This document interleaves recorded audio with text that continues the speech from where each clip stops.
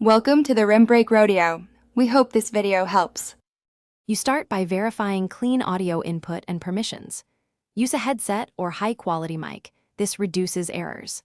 Once done, open the speech recognition app or service, grant microphone and language access, and select the target language so the model applies correct phonetics. Next, pick an acoustic profile or noise suppression setting and set punctuation or verbosity preferences. Doing this first causes faster, more accurate transcriptions, so you waste less time redoing recordings. Now move to calibration and live input. You calibrate with a 10-30-second sample, phrase to tune gain and accent models. Make sure to speak at normal volume.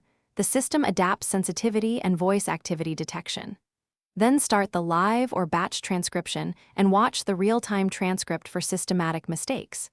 If you spot repeated misrecognitions, add terms to a custom vocabulary or phonetic spelling list. This reduces future errors. Also adjust timeout and punctuation rules while running to match your speaking rhythm. Keep monitoring until output reaches acceptable accuracy. You finalize by exporting the transcript in the format your workflow needs, such as SRT for captions or JSON for metadata.